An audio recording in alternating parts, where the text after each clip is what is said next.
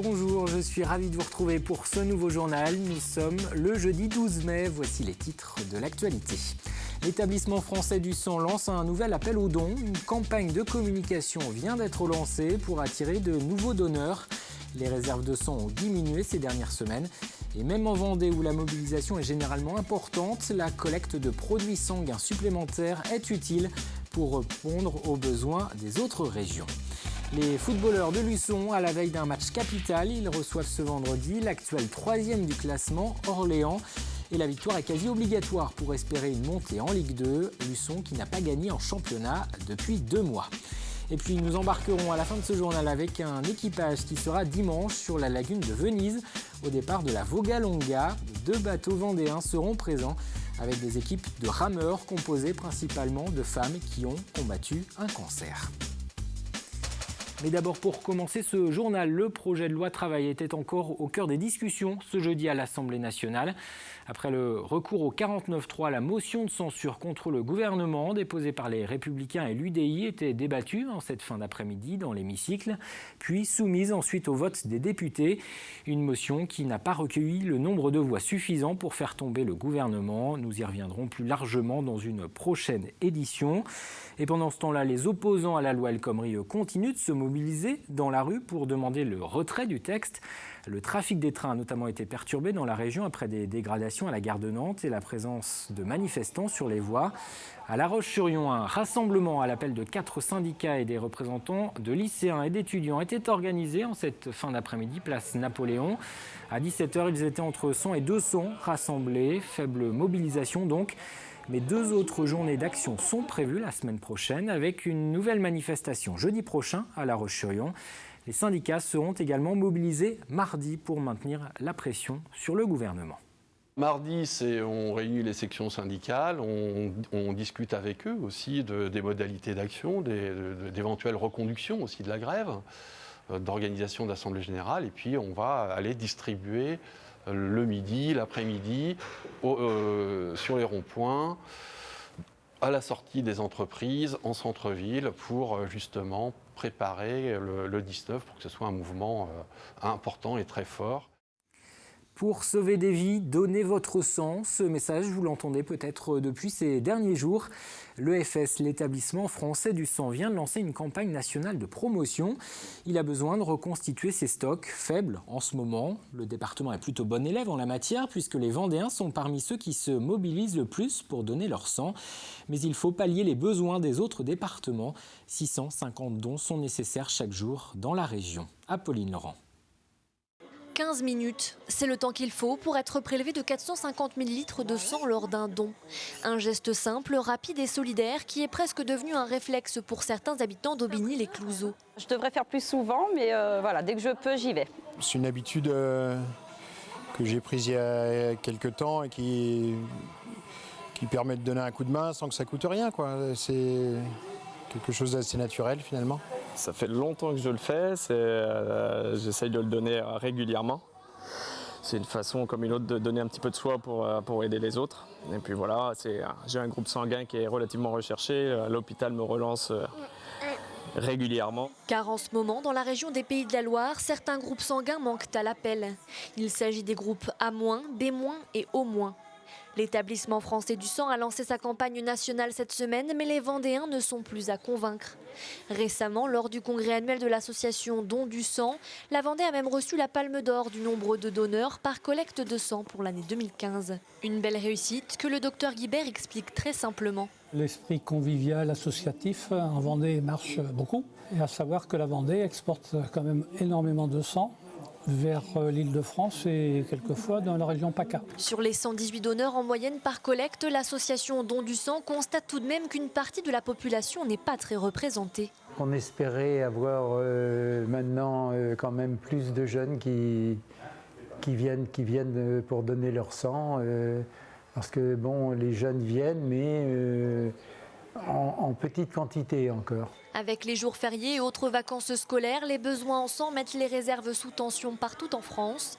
Chaque jour, près de 10 000 poches de sang sont nécessaires pour soigner les malades ou transfuser des blessés.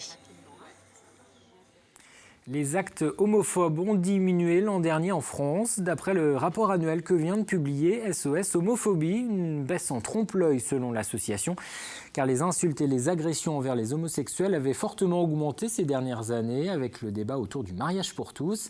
Les associations vendéennes continuent, elles, de pointer l'homophobie ordinaire, ces discriminations, ces intimidations, ces harcèlements vécus parfois quotidiennement. À La Roche-sur-Yon, un centre lesbien, gay, bi et trans a ouvert ses portes en septembre dernier. Et à l'occasion de la Journée mondiale de lutte contre l'homophobie, il se mobilisera le 21 mai prochain, place Napoléon, avec pour objectif d'aller à la rencontre du public. Le thème de cette année, c'est vraiment pour dire que oui, il y a des personnes âgées homosexuelles et qu'il faut penser à eux et qu'on aimerait qu'on en parle un petit peu plus souvent. Ils souffrent trop d'isolement. Il ne faut pas hésiter à venir au centre parce qu'on a tout type de public, de 18 à 60, 80 ans qui viennent au centre parce qu'il n'y a pas d'âge. Tout le monde peut venir s'inscrire, participer à nos conviviales et sortir de cet isolement justement. Cette initiative à présent en faveur de l'emploi. Aujourd'hui, en Vendée, plus de 4000 personnes handicapées sont au chômage et elles ont parfois plus de difficultés à retrouver un travail en raison de leur situation. Alors pour les accompagner, des chefs d'entreprise, des responsables d'agences d'intérim ont accepté de consacrer une matinée pour faire passer des entretiens d'embauche, des entretiens fictifs qui doivent permettre aux demandeurs d'emploi d'apprendre à mettre en avant leurs compétences, mais aussi de savoir comment aborder la question du handicap avec le futur employeur. Pierre Dalistieux. Qui en juillet 2015. Brigitte a derrière elle une carrière de 30 ans dans le médical. Après un accident du travail en 2011, elle a dû cesser son activité. Aujourd'hui, elle cherche un nouvel emploi avec moins de contraintes physiques. Et les choses ne sont pas si simples. Quelqu'un qui a travaillé 30 années, on se retrouve dans une situation financière où on a très peu de moyens, où tout va s'arrêter financièrement. Et que là, j'ai plus le choix autre que de me battre, mais d'aller vers justement les personnes qui peuvent nous apporter des réponses à nos questions et nous diriger au mieux surtout. Ces personnes, elle les a trouvées ici à la CGPME. Chefs d'entreprise, responsables d'agences d'intérim font passer régulièrement de faux entretiens pour les demandeurs d'emploi qui le souhaitent. Car trouver un travail lorsque l'on a un handicap peut devenir un véritable parcours du combattant.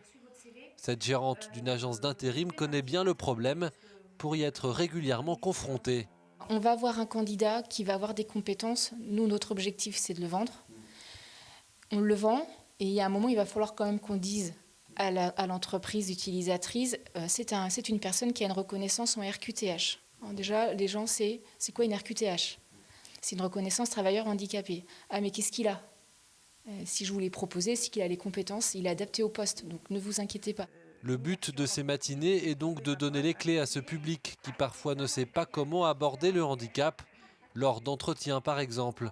C'est ne plus énumérer tout ce que vous ne pouvez plus faire, mais au contraire expliquer, résumer ce que vous pouvez faire malgré les contraintes. Rassurer à partir des contraintes, si on évoque le port de charge par exemple, eh bien évoquer comment la personne compense. Voilà, donc c'est vraiment les mots-clés, c'est ce qui revient souvent, c'est rassurer, donner envie, mettre plus en avant les compétences. En Vendée, plus de 13% des demandeurs d'emploi sont en situation de handicap. Un chiffre qui pourrait baisser si ce public était moins méconnu du monde de l'entreprise. On ouvre une page sport à présent avec d'abord un mot de voile et la ligne d'arrivée de The Transat s'approche pour Yves Le Blévec. Le skipper d'Actual est attendu ce vendredi soir à New York, terminant ainsi 3e de la course dans la catégorie des ultimes. Derrière, Armel Lecléache menait toujours la flotte des IMOCA, les bateaux du Vendée Globe, au pointage de 16 heures. Le skipper de Banque Populaire avait moins de 70 000 d'avance sur Vincent Rioux. Il devrait franchir la ligne d'arrivée ce week-end. Les footballeurs de Luçon s'apprêtent à vivre une soirée décisive à 3 journées de la fin du championnat. Ils n'ont plus le droit à l'erreur s'ils veulent décrocher leur ticket pour une montée en Ligue 2. Luçon occupe actuellement la 6e place du classement national à 6 points du 3e Orléans. Des Orléanais que les Vendéens affronteront ce vendredi. La victoire est donc quasi impérative pour des Luçonnais qui n'ont pas brillé ces dernières semaines. Aurélien Huard. C'était le 11 mars dernier, le Vendée Luçon Football s'impose largement sur la pelouse de Châteauroux sur le score de 3-0. 11e victoire de la saison pour des Luçonnais qui confortent alors leur 3e place au classement. Mais depuis 2 mois maintenant, la machine s'est enrayée. 3 défaites suivies de 3 matchs nuls, puis une autre défaite 5-1 la semaine dernière à Dunkerque. Résultat, seulement 3 points récoltés pendant qu'Orléans, Dunkerque et Amiens voyaient leur capital augmenter de 11, 12 et 15 points.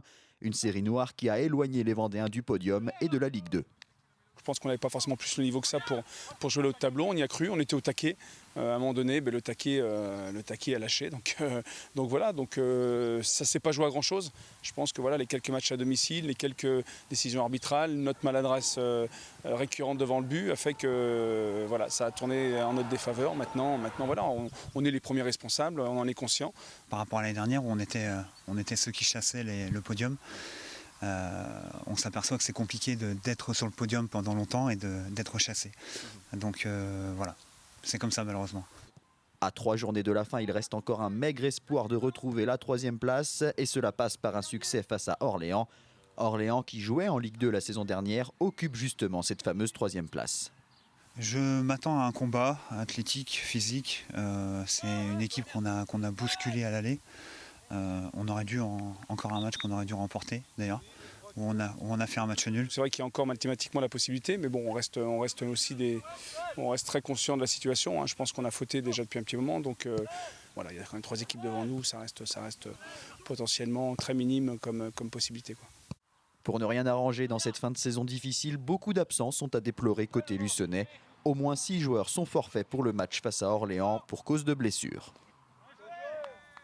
Et ce match Luçon-Orléans aura lieu ce vendredi au stade Jean Demouzon. Coup d'envoi de la rencontre à 20h. Les joueurs des Herbiers, eux, jouent à l'extérieur. Déplacement dans l'Indre. Les Herbretais affrontent Châteauroux également à partir de 20h. Je vous propose maintenant d'embarquer avec un groupe de femmes vendéennes. Elles participeront ce dimanche à la 42e édition de la Vogalonga. C'est une course conviviale organisée tous les ans sur la lagune de Venise et qui réunit des rameurs du monde entier. Et parmi les 1800 gondoles, avirons ou canoës attendus, il y aura cette année 2 embarcations vendéennes. À leur bord, des femmes qui ont fait face à un cancer du sein. Elles ont accepté de relever ce défi à la fois personnel et collectif. Alix Lanos. J'y vais doucement et justement ça c'est vraiment l'enjeu, c'est la condition pour que ça puisse aller dans la durée. Elles vont devoir tenir dans la durée. 32 km à la rame, c'est le défi que les Pink Ladies de Vendée se sont lancés. Elles participeront en effet le 15 mai prochain à la Vogalonga en Italie, une course ouverte à tous les pays et tous les types d'embarcations. Un défi sportif évidemment pour ces femmes qui pour la plupart ont récemment découvert la pratique du canoë. Au départ je n'aimais pas particulièrement l'eau, alors c'est vraiment un défi suite à ce qu'on a eu au départ, quoi. Jeannette veut parler du cancer du sein, cette épreuve qu'elles ont toutes traversée. Une raison supplémentaire de se dépasser ensemble. Parce qu'on est quand même quelques pinks à ne pas être très à l'aise dans l'eau et on se dit mais on est aussi capable de ça. On a passé des épreuves autres que celle-ci et on est capable bien sûr de faire ça. C'est avec la Ligue contre le cancer qu'elles ont découvert l'atelier canoë. Un bien-être pour la tête et pour le corps, une rééducation en douceur pour le bras meurtri par les opérations. Chaque semaine, l'entraînement est une bouffée d'air et même s'il est un peu plus intense en vue de la Vogalonga, ici c'est toujours le plaisir qui prime. Franchement, c'est se regrouper, retrouver des personnes qui ont malheureusement subi les mêmes traitements que vous et ça apporte un plus. Sans en parler, on se ressource au travers de ces personnes qui ont vécu la même chose. C'est tout ce contact humain qu'on a, on va être ensemble à faire ce défi et le réussir, c'est sûr, on va y arriver. Les Pink Ladies, leurs conjoints, en tout ce sont 25 rameurs vendéens sur 2 bateaux qui prendront le départ de la Vogalonga dans la lagune nord de Venise. Pas de classement à la fin pour les 7000 participants, juste l'envie de se dépasser, de franchir la ligne d'arrivée et pour les Pink de rappeler au cancer que ce sont elles qui ont gagné. Avant de refermer ce journal, un coup d'œil aux prévisions météo pour ce vendredi. Un ciel couvert en début de journée avec quelques risques d'averses et des températures comprises entre 11 et 13 degrés. Dans l'après-midi, le temps sera orageux, comptez 16 à 20 degrés pour les maxis. Armelle Pavageau vous en dit plus dans un instant. Les programmes continuent sur TV Vendée. Cette semaine, Chemin de Traverse prend la direction de Vix pour en apprendre plus sur le savoir-faire de la pépinière Mercier, la pépinière viticole qui greffe chaque année près de 20 millions de plants de vignes. Émission à retrouver ce vendredi à 19h10. Moi, je vous donne rendez-vous demain pour un nouveau journal.